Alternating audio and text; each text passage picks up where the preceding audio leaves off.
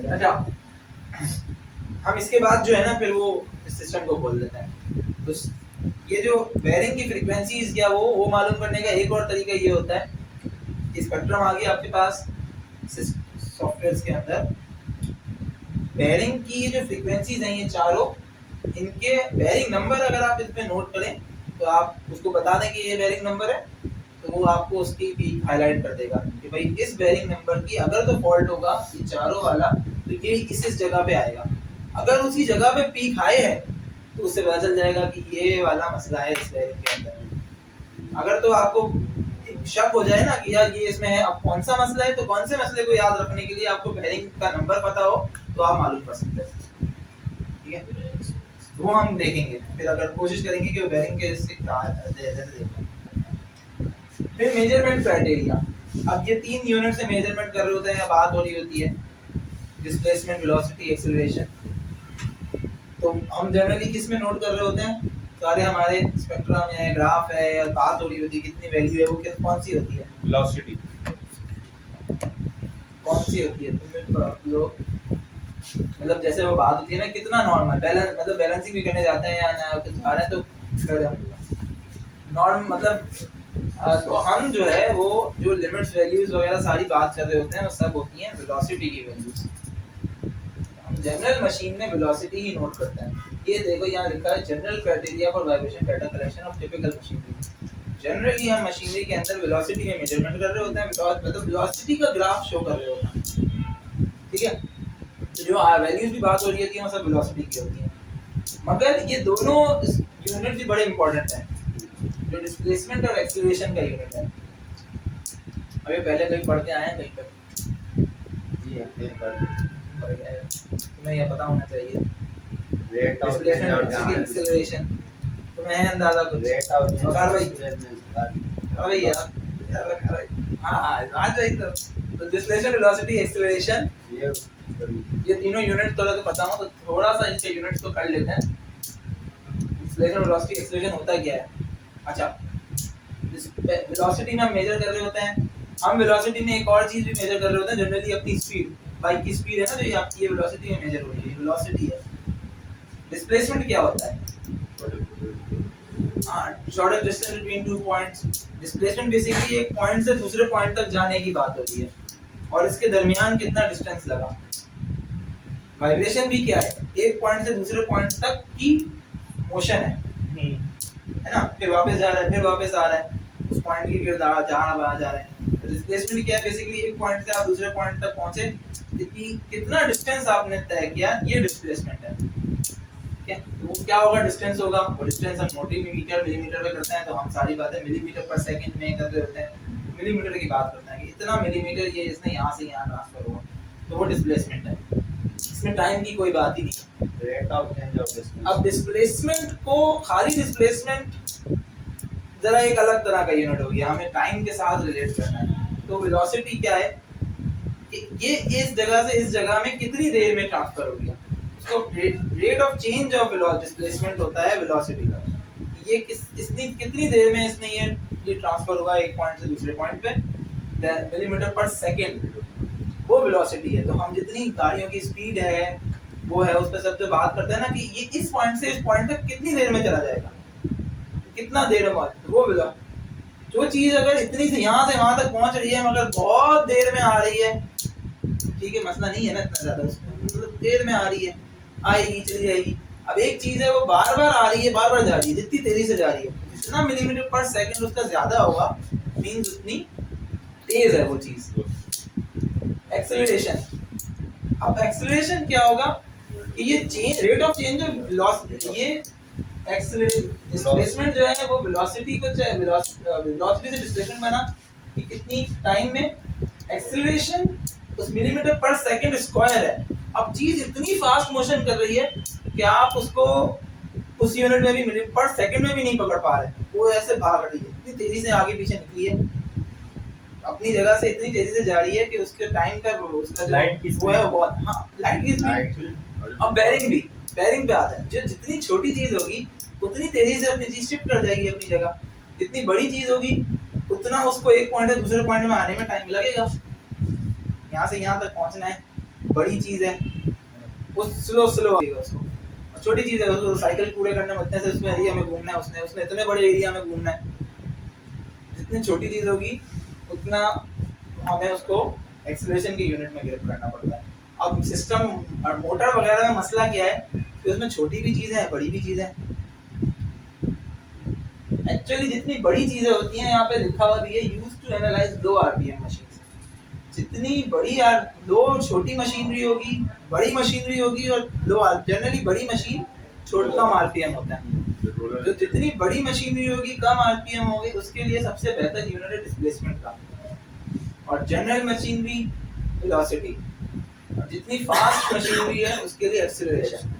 अब मशीनरी तो fast generally mid range में ही होती है, 3000 4000 हमारी रेंज अभी वो है, तो हम इसी पे बात करते हैं। बट इसके अंदर भी होता है एक बेरिंग, बेरिंग बड़ा छोटा होता है, उसके अंदर हमने कहा बॉल्स हैं, वो बॉल्स की भी रोटेशन को अपनी अलग रोटेशन है, बॉल्स की वाइब्रेशन उसका भी स्पेक्ट्रम बॉल्स का, उसको पकड़ना, बेरिंग को पकड़ने के अंदर मैं हमने जैसे बात की कि वेलोसिटी वाला जो स्पेक्ट्रम होता है ना उसमें बेरिंग के जो फॉल्ट है वो जनरली आ ही नहीं पाते, आपको दिख ही नहीं पाएंगे, इसलिए वो देर हो जाएगी उसमें देखने में।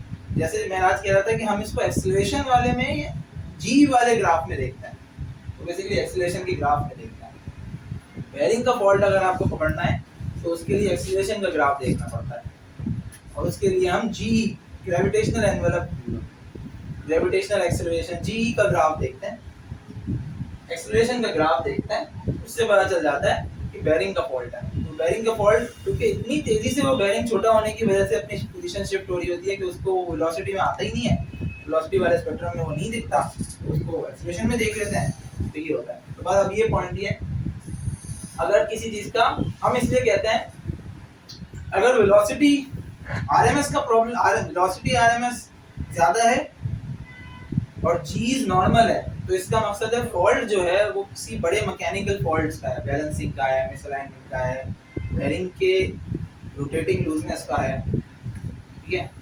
और अगर जी वैल्यू भी बड़ी हुई है तो क्या फॉल्ट होता है, बेरिंग का फॉल्ट होता है, क्योंकि वो एक्सीलरेशन के अंदर बढ़ रहा था और उसकी वजह से जी वैल्यू बढ़ गई। अब आप ग्राफ को भूल भी जाओ अगर तो सिर्फ जीज वैल्यूज कर लो, जी वैल्यू अगर हमारे हिसाब में 1 से ऊपर ही प्रॉब्लमेटिक आना शुरू हो जाती है ना, 1 से बिलो है ठीक है, जी वैल्यूज 1 से ऊपर जाने लगी तो हमें पता चल जाएगा कि ये जो है ना बेरिंग फॉल्ट है। और अगर वेलोसिटी की वैल्यू ज्यादा है, जी वैल्यू फिर भी पॉइंट्स के अंदर है, तो हम कहेंगे बेरिंग ठीक है, प्रॉब्लम कुछ और है, फिर प्रॉब्लम के लिए स्पेक्ट्रम देखेंगे वेलोसिटी का, सही है। तो कहीं बेरिंग का मसला देखना हो, बैलेंसिंग करने गए और बेरिंग का मसला हो रहा है तो उसकी जी वैल्यूज देख लो, जी वैल्यूज कम है आप कहें, आप सुकून कॉन्फिडेंट हो जाओगे बेरिंग का मसला नहीं है, मसला कुछ और बैलेंसिंग का ही है। फिर 1x देख लो, 1x ज्यादा है बैलेंसिंग कर लो, और अगर ऐसा हो कि 1x कम है कुछ और ज्यादा है, फिर देखो कि बेरिंग के जीज भी बड़े में, तो बैलेंसिंग अटेम्प्ट नहीं करोगे, बैलेंसिंग करने की फायदा नहीं होगा हो सकता है, क्योंकि दूसरे फॉल्ट्स हैं, जी वैल्यू ही बढ़ी हुई है, बैलेंसिंग का वैल्यू कम है। बहुत दफा हम क्या करते हैं कि चले जाते हैं गलती से बैलेंसिंग, हमें पता ही नहीं होता कि सिस्टम अनबैलेंस है, हम बैलेंसिंग करते हैं, बैलेंसिंग हो नहीं पाती, पूरा दिन जाया हो जाता है, बाद में कस्टमर को तो नया बैलेंसिंग ही नहीं हुई। अच्छा, एक पॉइंट इसके अंदर ये है कि 3 यूनिट आप लोगों ने पढ़ी, एक्सेलरेशन, वेलोसिटी, डिस्प्लेसमेंट। हम जो सेंसर यूज कर रहे होते हैं आमतौर से कंडीशन मॉनिटरिंग के लिए वो एक्सेलरोमीटर होता है, तो वो एक्सेलरेशन वैल्यूज दे रहा होता है मुसलसल ना, फिर वेलोसिटी और डिस्प्लेसमेंट हम उससे कैलकुलेट कर रहे होते हैं, सॉफ्टवेयर कर रहा होता है ये आपका बैकग्राउंड में, ये जब आप उसको बोलते हैं वेलोसिटी दिखाओ तो वेलोसिटी दिखाता है, डिस्प्लेसमेंट मांगते हैं तो डिस्प्लेसमेंट दिखाता है, लेकिन सेंसर से जो डाटा आ रहा होता है वो एक्सेलरेशन का होता है। ठीक है, इसी तरह से चौथी एक और यूनिट यहाँ भी डिस्कस हुई है जीई के नाम से, यानी इन्वेलप्ड एक्सेलरेशन।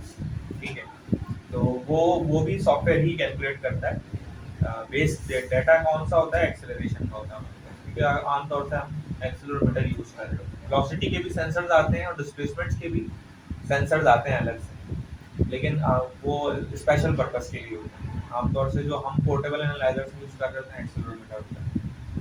हम जितने सेंसर इस्तेमाल कर रहे हैं वो सब एक्सीलरेशन, एक ही सेंसर एक्सीलरेशन सेंसर इस्तेमाल कर रहे हैं। एक्सीलरेशन का डाटा भी चाहिए होता है हमें।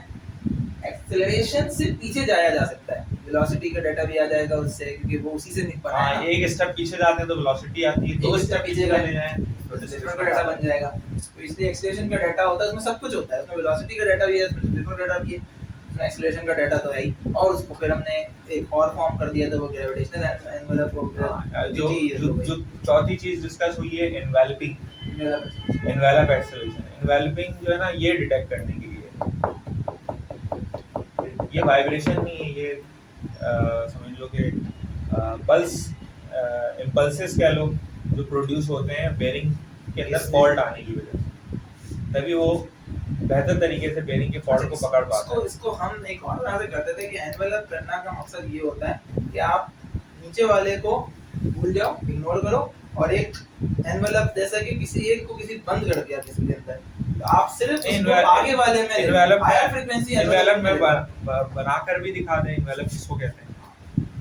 मैं तो अंडरस्टैंडिंग वही रख रहा हूँ कि आप सिर्फ और सिर्फ एक एनवेलप कर रहे हो, तो 3 लाख आरपीएम से लेकर ऊपर की जो हायर, यानी जो बेयरिंग के रिलेटेड छोटे-छोटे फॉल्ट्स है ना, वो सही है, वो इंपैक्टिंग वो तो प्रोसेसिंग का पार्ट हो गया वो। हाँ, वो करना सिर्फ उसको कर लिया। जो बेसिक आइडिया है ना, वो मैं इसमें बना कर दिखा देता हूँ।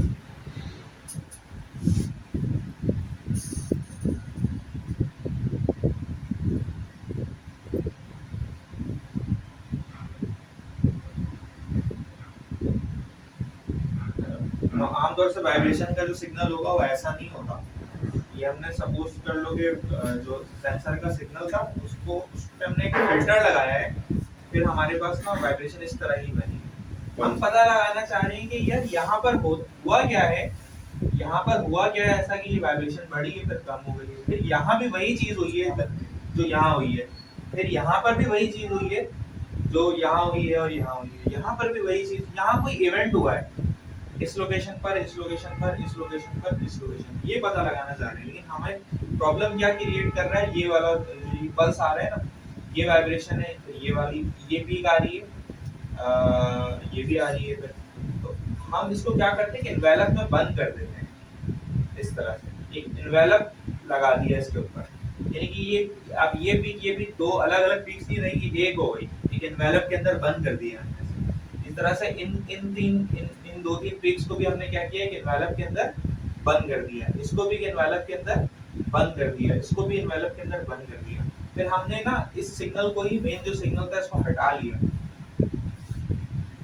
ये वाला सिग्नल हमने हटा लिया। अब हमारे पास क्या रह गया, सिर्फ एनवेलप रह गया। अब इस एनवेलप क्योंकि एक वेव की तरह दिख रहा है ना, अभी सिंपल हो गया। पहले क्या था, बिल्कुल इसके अंदर हाई फ्रीक्वेंसीज थी, फिर आगे आगे दोबारा से हाई फ्रीक्वेंसीज आती थी, है ना। मैं हाई फ्रीक्वेंसीज को क्यों कह रहा हूँ, क्योंकि इसका जो पीरियड है ये शॉर्ट है ना, ये पीरियड शॉर्ट है तो फ्रीक्वेंसी हाई हो गई, और ये जो इवेंट हो रहा है इसकी फ्रीक्वेंसी कम है क्योंकि इसका पीरियड ज्यादा है। तो मुझे इसको पकड़ना था कि ये इवेंट कितने टाइम के बाद हो रहा है, फिर मैं बेरिंग के जो बेरिंग की ज्योमेट्री है उसको देखूंगा, तो मुझे पता चलेगा अच्छा ये तो बेरिंग की आउटर रेस में मसला है, इससे ही आ रहा है। यानी कि अब मैं इसकी एनवेलप की जो फ्रीक्वेंसी है ना, एनवेलप का जो पीरियड है उसको मैं देखूंगा, उसको कन्वर्ट करूंगा, पीरियड को मैं फ्रीक्वेंसी में कन्वर्ट करूंगा इस तरह से, और फिर मैं ये मैच करूंगा कि भाई ये जो फ्रीक्वेंसी आ रही है मेरे पास, ये तो बेरिंग की फ्रीक्वेंसी है, फिर मुझे वो कंफर्म हो जाएगा कि हाँ बेरिंग में फॉल्ट है।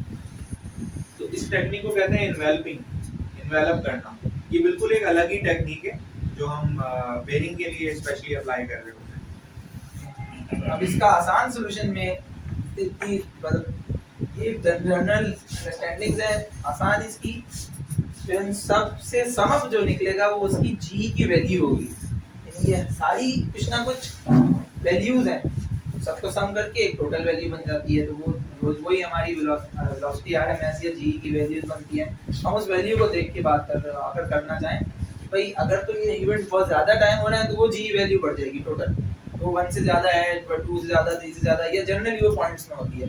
तो पॉइंट्स के अंदर है तो हम सुकून में है, कोई मसला नहीं है। अगर पॉइंट्स में ज्यादा है तो उसके अंदर एयर और क्या, हाँ, या तो उसमें बेरिंग्स हैं या गियर्स हैं बहुत सारे, उसमें भी वो बढ़ जाती है, गियर्स के भी छोटे, तो वो बस बेरिंग्स गियर के भी तीत टकराते हैं ना, तो उससे भी इन्वेलप बढ़ता है। गियर के जो तीत है मैचिंग करते हैं, तो उससे भी इन्वेलप बढ़ सकता है, ये भी एक बात है। तो जी वैल्यू बढ़ गई, इसका मतलब कुछ छोटी छोटी एलिमेंट है जो बार बार प्रॉब्लम क्रिएट कर रहे हैं, वो एनुअल गियर्स हैं या वो बेरिंग्स हैं, तो जी वैल्यू बढ़ा देंगे, बढ़ जाए तो आप बोल सकते हो कि इसमें ये बेरिंग का मसला है या गियर्स के तीत का मसला है। तो भाई यहाँ पे हम इसको कर रखते हैं। चलो ये तो अच्छा, अब ये उसी चीज को वापस बता रहे हैं कि भाई जो जनरली कॉमन मशीनरी है उसको वेलोसिटी से पकड़ लेते हैं, जो लो फ्रीक्वेंसी की यानी लो स्पीड की मशीन है तो वो नीचे, उसको लिए हमें डिस्प्लेस यानी बेसिकली ये वो है कि हम हाई स्पीड वालों में एक्सेलरेशन,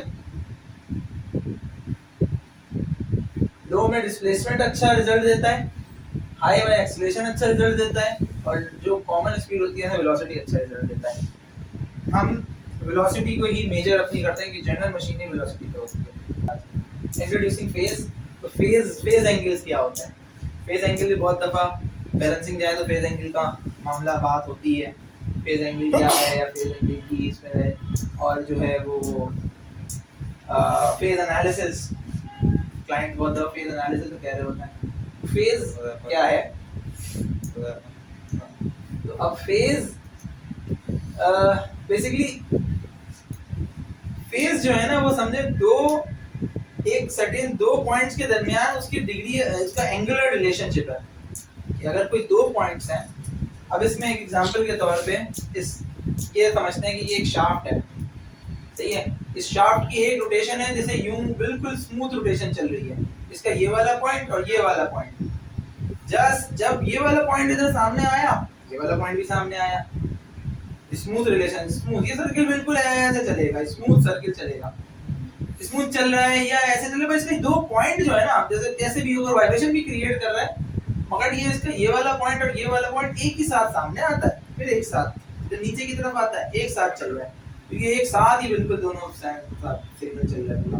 इसका ये पॉइंट और ये पॉइंट अगर हम सिर्फ पकड़ें तो ये दोनों में फेज के relationship, which is angular relationship between these two points, ये कितना होगा, तो फेज इन दोनों पॉइंट्स के दरमियान 0 डिग्री होगा, दोनों एक वक्त में एक ही जगह पे सामने आएंगे, ठीक है। और अगर मैं इन दोनों पॉइंट्स का फेज का रिलेशनशिप करूं कि अब फिर दूसरा क्या होगा, तो अगर मोशन इस तरह है, ये वाला पॉइंट एक ही जगह पे है, एक आगे आता है दूसरा, ये वाला पॉइंट जब आगे आया, ऊपर आया, फॉर एग्जांपल मैं ऊपर से देख रहा हूँ, ये वाला पॉइंट जब ऊपर आया, ये वाला पॉइंट नीचे था, बेल्ट की वजह से। नहीं अभी वजह छोड़ दो, वजह पे नहीं आओ, रिलेट नहीं करो, रिलेट नहीं कर पाओगे, अभी छोड़ दो, उसके फेज समझनी ऐसे नहीं समझ पाएंगे, फेज एनालिसिस या वो चीज, बस इसका काम का तरीका अभी समझ लेते हैं इसका। फेज जो है ना बेसिकली दो पॉइंट्स या दो किसी भी, अब दो कोई ऑब्जेक्ट है ना, कोई ऑब्जेक्ट है वो तो मल्टीपल पॉइंट्स ही है ना, ये कोई एक शाफ्ट है, ये कोई मुंह है, तो पूरी एक लंबी चौड़ी है, एक फैन और एक मोटर है, सब अलग अलग है ना, सबकी अलग अलग मोशन है। अब हम कहें कि मोटर, शाफ्ट की मोटर और फैन की शाफ्ट, मोटर की शाफ्ट और फैन की शाफ्ट, उन दोनों का आपस में फेज रिलेशनशिप क्या है, ये क्वेश्चन होगा ना, ये सवाल होता है, मतलब ये इससे बेसिकली एनालिसिस होना है, ये फेज एनालिसिस है। तो वो देख रहे हैं कि मोटर की शाफ्ट और पंप की शाफ्ट, फैन की शाफ्ट, उन दोनों का एंगुलर रिलेशनशिप क्या है, जब एक तरफ होती है दूसरी किस तरफ होती है, कि दोनों, जरूरी नहीं है कि दोनों का रोटेशन बिल्कुल एक साइड लाइन में हो, एक, अब आगे सेंसर से देख रहे हो आप उसको, दो पूरा सेंसर से देख रहे हो, सारे तरफ से समझो, सेंसर ने एक तरफ एक को दिया, दूसरी तरफ भी वो भी वही उसी पोजीशन पे थी क्या, उसी की बिल्कुल, यानी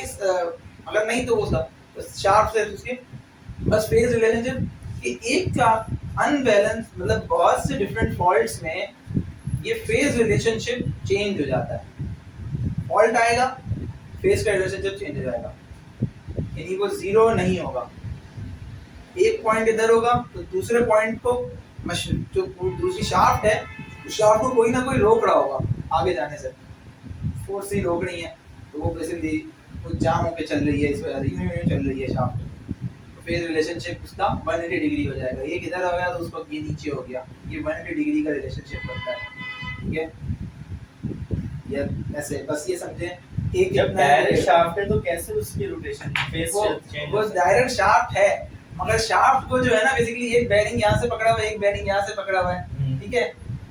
शाफ्ट को ये बड़ा माइक्रो उस पे चल रहा है ना, तो शाफ्ट जब घूमने की कोशिश कर रही है वाइब्रेशन की वजह से, शाफ्ट इधर जाने की यहाँ से कोशिश कर रही है, ये वाले पार्ट को थोड़ी पता है, आपने इधर से उसको घुमाया, वो इधर से घूम गई, मगर हो क्या रहा है कि वाइब्रेशन है, वाइब्रेशन की वजह से वो इसके ऊपर हाउसिंग से टकरा रही है, ये घूमने की कोशिश कर रही है, आगे वाली रुकी हुई है, वो नहीं जा पा रही है क्योंकि वाइब्रेशन है ना, वो तो उसको और टकरा रही है, ये घूम गई, ये रह गई, तो वो इसी तरह चलती रहती है।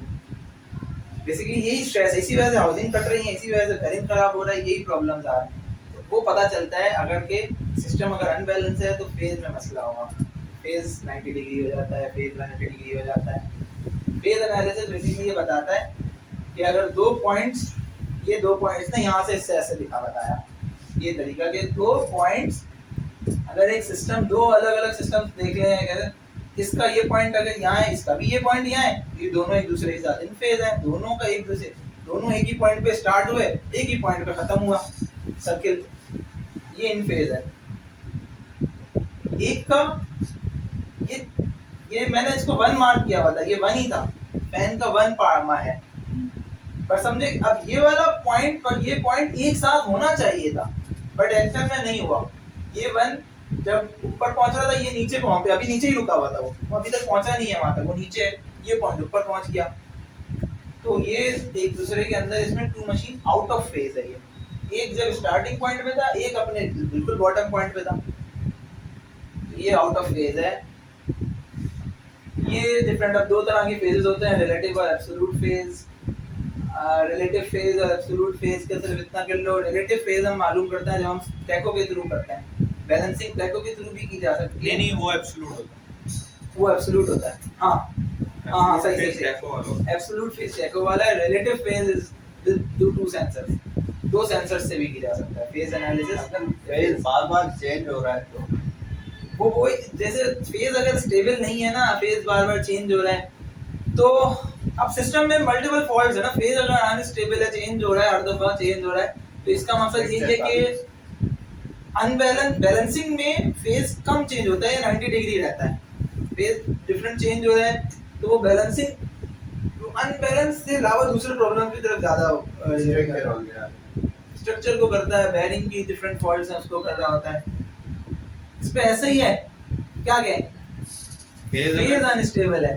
फेज अनस्टेबल की तो बहुत सी वजह हो सकती है, ये कहें तो फेज एनालिसिस दो तरह से किया जा सकता है, टैको के थ्रू भी और दो सेंसर्स के थ्रू। फेज दो सेंसर या टैको के थ्रू मालूम किया जा सकता है। हम बैलेंसिंग में भी फेज मालूम करके ही बैलेंस पोजीशंस और अनबैलेंस करते हैं, वो पीछे एनालाइजर कर रहा होता है, इसलिए हमें मसला नहीं है, हमारे पास है तो जो डिग्रीज आ रही है ना, ये सारी डिग्रीज जो है ये फेजेस है। फेज पहली डिग्री आई, फिर दूसरे ट्रायल पे क्या डिग्री चेंज हुई, फिर उसमें क्या डिग्री चेंज हुई, हम उसके थ्रू फेज के थ्रू ही मालूम कर रहे हैं कि कौन से स्पॉट पे वाइब्रेशन लगेगी तो ये प्रॉपर हो जाएगा, अनबैलेंस खत्म हो जाएगा।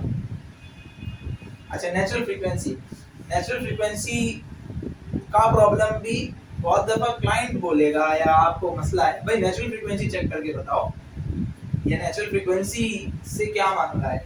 अब इसकी एक एग्जांपल के तौर पे देता हूँ, बहुत दफा एक एग्जांपल, एक ये इसकी वीडियो थी, ये एक बेसिकली एक ब्रिज है, ये ब्रिज जो है वो यूएस में एक ब्रिज है, बहुत पुराना बड़ा अच्छा बड़ा ब्रिज बना, टकोमा नैरोज ब्रिज। ये ब्रिज बना, ब्रिज जो है वो थोड़ा से टाइम में ही बनने के बाद बहुत हैवी ड्यूटी ब्रिज बना, उसकी बहुत अच्छा डिजाइन, तो कोई नहीं कह रहा था डिजाइन खराब है या वो है, बड़ा ब्रिज बना और बहुत बड़ा ब्रिज है, विंड बहुत इसमें बसती सी के उसमें, और ये ब्रिज थोड़े से टाइम के बाद टूट गया।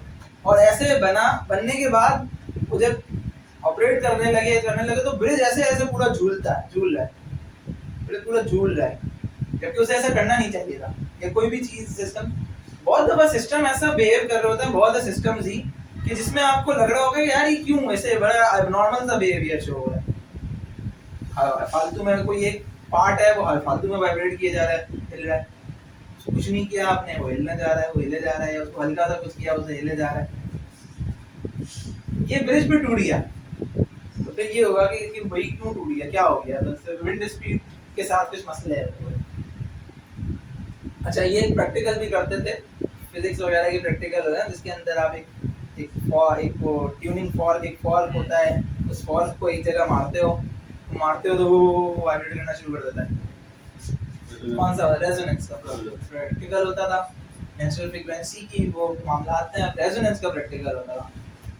हर ऑब्जेक्ट जो है ना उसकी एक नेचुरल फ्रीक्वेंसी होती है, या होता है या उसका वो कह लें कि उसका जो है ना वो पिंच पॉइंट होता है, यानी आप उसको वहां पे अगर उसको उस फ्रीक्वेंसी पे उसे अगर कोई किसी ने उसको मसला क्रिएट किया ना तो वो एब्नॉर्मैलिटी शो कर रहा होता है, वो मतलब बहुत ज्यादा एक्सेसिव वाइब्रेशन शो करता है, बहुत ज्यादा वाइब्रेशन शो कर रहा होता है। ठीक है, एग्जांपल हम ये देते हैं कि भाई किसी का है ना किसी को यहाँ पे टच कर दो वो हिल जाता है, कोई किसी को कुछ कर दे यहाँ पे टच कर दो हिल जाता है। तो ऐसी जगह होती है जहाँ मानना पड़ता है। इन हर सिस्टम की भी अपनी ऐसी एक नेचुरल फ्रीक्वेंसी होती है जिसको अगर आपने वहां पे उसको ऑपरेट कर दिया, बदल को पता तो तुम्हारी नेचर अगर वहां पे उसको किसी ने हिट करना कोई फिजिकल पार्ट नहीं है, ये उसकी एक नेचुरली उस सिस्टम की ज्योमेट्री की उसकी अपनी बनावट की वजह से भी है, उसकी वजह से उसकी एक फ्रीक्वेंसी बन जाती है।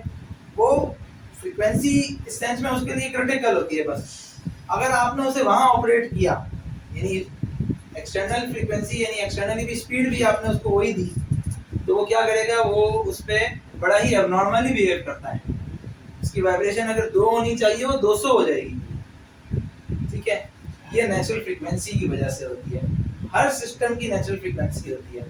अगर आपको बहुत से सिस्टम जैसे ये बात कर रहा होता है रेजोनेंस पे थी, रेजोनेंस में वाइब्रेशन का रेजोनेंस के साथ बड़ा रिलेशन है, यानी वाइब्रेट करेगा वो तो वाइब्रेट ही कर रहा है, मगर वो जो जिस वक्त वाइब्रेट करता है वो एब्नॉर्मली वो स्टेट रेजोनेंस की स्टेट कहलाती है।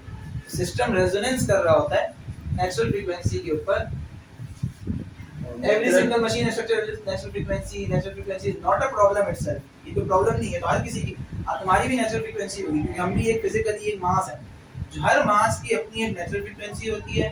उस नेचुरल फ्रीक्वेंसी पे अगर उसे हिट कर दिया जाए, तो अगर मेरी critical natural frequency for example 10 millimetre पर सेकंड है, सॉरी 10 मिलीमीटर नहीं, फ्रीक्वेंसी की बात कर रहा हूँ, मेरी नेचुरल फ्रीक्वेंसी की वो है 10 हर्ट्ज, 10 साइकिल्स पर मिनट, 10 रोटेशंस पर मिनट। अगर मुझे कोई चीज 10 रोटेशंस पर मिनट में हिलाना शुरू कर दे, तो मैं जो भी एम्पलीट्यूड शो करना होगा मुझे नॉर्मली 10 रोटेशंस पर मिनट में मुझे फॉर एग्जांपल 10 मिलीमीटर पर सेकंड का वो शो करना था वाइब्रेशन।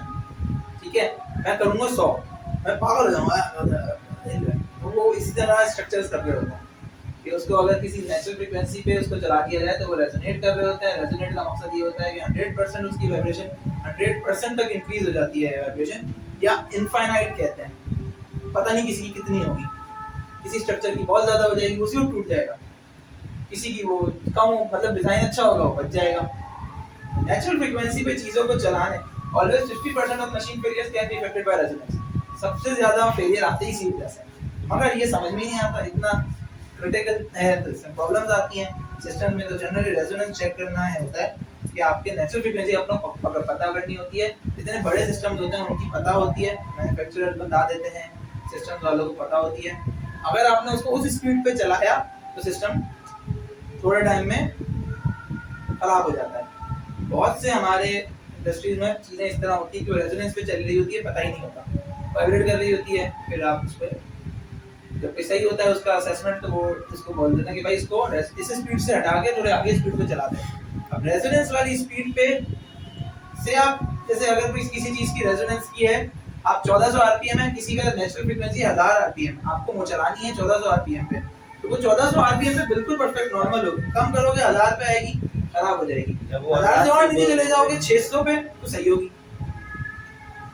तो 1000 के करीब बस वो उसको प्रॉब्लम क्रिएट होगी, उससे आगे बढ़ जाओ तो भी नहीं होगा, उससे पीछे आ जाओ तो भी नहीं होगा प्रॉब्लम, तो उससे 20% दूर चले जाते हैं। बस machine should not be operated near 20% of its critical speed, या क्रिटिकल स्पीड या नेचुरल फ्रीक्वेंसी। बेसिकली हुआ क्या था, इस सिस्टम की विंड स्ट्रक्चर की जो भी नेचुरल फ्रीक्वेंसी बनी उसी पे विंड की स्पीड भी आ गई। तो विंड ने उसको उसके साथ मिलाया, जैसे ही विंड की स्पीड और उसकी नेचुरल फ्रीक्वेंसी मैच करी, वो जो है रेजोनेंस करने लग गया। इस तरह की एक्टिविटी तो जॉब होती है, क्योंकि मतलब 1000 रुपये रेजिडेंस बहुत ज़्यादा करेगा अगर हमें तो रिक्वायरमेंट 14 तक। हाँ 14 का सिस्टम है हाँ तो जॉब पे भी तो आपको ड्रॉप नहीं करनी ना कुछ भी। ये एक्चुअल में कोई वाइब्रेशन, नेचुरल फ्रीक्वेंसी वाइब्रेशन नहीं है। नेचुरल फ्रीक्वेंसी एक स्पीच की कैरेक्टरिस्टिक है उसका, उसकी एक क्रिटिकल वैल्यू है। कंपनी तो अगर मैं यूं मार रहा हूँ तो ये कितनी मर्तबा हिल रहा है, ये उसकी नेचुरल फ्रीक्वेंसी की वजह से ही हिल रहा है। इसको मारेंगे तो ये इतनी मर्तबा हिलेगा ये नेचुरल। अभी हम वहाँ गए थे गैस फील्ड नहीं में। नहीं नहीं ऐसे भी गलत है। गैस फील्ड हम गए थे तो पूरा वो फाइबर का स्ट्रक्चर बना हुआ था, उसके ऊपर मोटर लगी हुई थी। हाँ। तो वो एक बहुत बड़ा स्ट्रक्चर था, तो हवा का प्रेशर इसमें बहुत ज्यादा था। हाँ। एक उसकी अपनी फ्रीक्वेंसी बनी हुई थी पूरा, और देखो वैसे वाइब्रेट हो एक रहा तो था। हाँ देखो, अगर तो कोई चीज रेजोनेंस में है ना तो वो बहुत ज्यादा वाइब्रेट करेगी। वो आपको शक्ल देखिए उसको समझ में आएगा। अगर तो स्टेशनरी एलिमेंट है ना, विंड की वजह से कोई चीज वाइब्रेट कर रही है, उसकी अपनी एक वाइब्रेशन नॉर्मली तो होगी कि भाई इतनी थी, इस पे इतना वाइब्रेट करना है उसको। जैसे इसने ये मारा, इसके मारने की वजह से इस टेबल ने एक सर्टेन वाइब्रेशन क्रिएट होनी है, फिर वापस खत्म हो जानी है। ये उसकी नेचुरल फ्रीक्वेंसी नहीं है, ये तो उसका नॉर्मल बिहेवियर है। उसने ऐसे करने पे इतना वाइब्रेट करना है। अगर मैंने इसको नेचुरल फ्रीक्वेंसी इसकी जो भी है, अब इसकी मैंने कहा इसकी नेचुरल फ्रीक्वेंसी है 10 रोटेशंस पर मिनट, तो मैं ऐसे अपनी ये जो मैं ये दे रहा हूँ ये टू एंड फ्रो होगी, तो 10 रोटेशंस पर मिनट। मैंने अगर इसको नोट करके कि 1 मिनट में 10 मुक्के मारना है, मैं अगर 1 मिनट में 10 मुक्के मारूं, उसको उसमें जितना वाइब्रेट करना चाहिए वो उतना नहीं करेगा, वो फिर ऐसे पागल होके करेगा, ओ करे, यानी वो एम्पलीट्यूड जो है बहुत ज्यादा बढ़ जाएगा। वो उसकी नेचुरल फ्रीक्वेंसी है कि जिस पे ये अबनॉर्मली बिहेव करे। इसके लिए इसकी टेस्टिंग करनी पड़ेगी, इसे सारी फ्रीक्वेंसी से गुजारना पड़ेगा। आपको ऐसे नहीं पता चल सकता कि इसकी क्या नेचुरल फ्रीक्वेंसी है। इसको पहले मैं 1 रोटेशन पर मिनट वाली फोर्स मार के देखूं, फिर 2 वाली, फिर 4 वाली, 5 6 7 8 9 10 मारता जाऊं ऐसे। अब वो ये पूरा है ना, आप ऐसा नहीं कर सकते ना टेस्टिंग, तो उसकी फिर डिफरेंट मेथड है। मैन्युफैक्चरर बताता है कि मेरा ये स्ट्रक्चर इसकी इतनी नेचुरल फ्रीक्वेंसी है, इस रेंज पे मत चलाएं बस। ये टरबाइनों के केस में बहुत ज्यादा और इंपॉर्टेंट ये होता है। चेंज भी हो जितने जाता बड़े है। स्ट्रक्चर्स हैं उनमें प्रॉब्लम है, छोटे के अंदर वो उसका जरा बिहेवियर छोटा होगा इसलिए चल जाता है। नेग्लिजिबल तो नहीं होता, सिस्टम तो खराब हो जाता है उससे, मगर सिस्टम चलता रहता है। तो अच्छा, और रोटेशनल एलिमेंट में इसको जरा सा मालूम करना मुश्किल होता है, क्योंकि सिस्टम एक फोर्स फ्रीक्वेंसी में चल रहा है, आपने उसको बैलेंस और सब हर जगह से जकड़ा हुआ है, तो इसलिए शायद वो बहुत दफा ऐसे नहीं दिख रहा होगा कि बिल्कुल खुला चल रहा है। पाइपिंग वगैरह में बहुत आसानी से दिखता है। तो जो हम रन कर रहे हैं तो इनिशियली वो स्टार्ट होना शुरू होता है, तो उसके बाद जब वो जैसे वो फ्लो पकड़ता है तो एकदम वो जरा वो वाइब्रेट होता है, फिर फ्लो बन जाए तो स्मूथ हो जाता हाँ, है। बहुत सी मोटर्स होती हैं, आप उसको अगर वीएफडी पे चलाओ तो एक स्टार्ट हुई, सही चल रही है, अचानक एक स्पीड पे बहुत ज्यादा वाइब्रेट करना शुरू कर देती है। अब जैसे स्पीड बढ़ाते हो दोबारा नॉर्मल हो जाती है। वो जो जिस स्पीड पे उसने नॉर्मल बिहेवियर शो किया, उसका रेजोनेंस का ही पॉइंट था। तो वीएफडी में पता चल जाता है। इस तरह के आइडेंटिफाई करने का, हाँ, आइडेंटिफाई करने का तरीका यही होता है कि उसको पूरी स्पीड से गुजार दो, स्लो तेजी से गुजारता है तो वो जनरली, मतलब वीएफडी नहीं होती तो वो तेजी से गुजर जाता है, तब भी गुजरता है। अगर शुरू में देखें तो कुछ तेज नहीं, अगर ग्रेजुअली लेके जा रहे हैं तो नहीं आती। उसमें क्या होता है कि लेट्स सपोज 0 से स्टार्ट करी, 10 हर्ट्ज पे लाके छोड़ दी, वो वहां तक आके स्टेबल होगा, फिर हम उसको ग्रेजुअली बढ़ाए चले जा रहे हैं तो वो ग्रेजुअली बढ़ रही है। यहाँ पे तो पता नहीं लगता। मैंने उसको 50 हर्ट्ज पे रखा और उसको 0 से स्टार्ट किया, तो 0 से जाएगी 30 के बाद एकदम 40 तक, मतलब एक अच्छी खासी वाइब्रेशन होगी, और 40 के बाद वो स्मूथ हो जाएगी। अगर ग्रेजुअली भी करोगे तब भी 30 से 40 वाले पे जब आओगे ना, तो तब उसकी वाइब्रेशन बढ़ी हुई होगी। आपने उस पे रोका हुआ है मगर बढ़ी हुई फील होगी। हाँ, मतलब फील होगी। अब नहीं, अब अगर ऑब्जर्व करोगे तो अभी तुम्हें भी होगी। आपके पास अब क्योंकि उसको उस तरह ऑब्जर्व नहीं कर रहे, तो वो आप लोग और भी उसमें उसको होने भी दो। अच्छा, रेजोनेंस के केस में होता बेसिकली क्या है, उसको वहां पे छोड़ दो तो और बढ़ेगी, कम नहीं होगी। जैसे तुम बात किया ना कि अगर स्लो करो तो वो नहीं होगा, उसमें नहीं आ रहा। अगर हमारी रनिंग स्पीड नहीं होती, अगर 20-30 के दरमियान, जनरली ये जो मोटर्स होती है वो डिजाइन ही इस तरह होती हैं कि आपकी जो ऑपरेटिंग स्पीड्स होती हैं ये उसके करीब नेचुरल फ्रीक्वेंसी को नहीं आने देते, वो इससे बहुत कम पे होती है या बहुत हायर एंड पे ले जाते हैं, ये डिजाइन के प्रिंसिपल्स में आ जाता है। तो इसलिए आपके मोटर के अंदर उस तरह वो रेजोनेंस वाली स्पीड या तो होगी नहीं या बहुत नीचे होती है, तो आप उसको आपके काम की नहीं है, जल्दी से आगे बढ़ते हो। अगर आप उस पर रोक लो, फॉर एग्जांपल 10 से 20 हर्ट्ज तक रोक लो, आपको 50 हर्ट्ज पे चलाना है ना, 10 हर्ट्ज पे रोक लो, 10 से 15 के दरमियान है, अच्छा वो रेंज छोटी होती है, जल्दी से निकल भी जाती है ना। अब हम फॉर एग्जांपल 12 13 के दरमियान में ज्यादा है, 14 15 15 16 पे आके फिर वो नॉर्मल हो जाएगा। 10 और 15 पे नॉर्मल है, वो 12 13 पे उसने करना है। अब आपने उस 12 13 पे लाके रोकना है, शुरू में कम होगी, फिर बढ़ेगी, फिर बढ़ेगी, तो ऐसे बढ़ती है, वहां रोक गए तो बढ़ेगी। मोटर है ना, वो वाइब्रेशन की सोर्स है, वो फ्रीक्वेंसी है, वो एक्चुअल में वाइब्रेशंस है। स्ट्रक्चर है ना, उसकी नेचुरल फ्रीक्वेंसी है। मोटर की आरपीएम और स्ट्रक्चर के जो क्रिटिकल नेचुरल वाले आरपीएम है, वो दोनों एक ही जगह, वो एक पॉइंट आ रहा है, तो अब पूरा स्ट्रक्चर वाइब्रेट करेगा।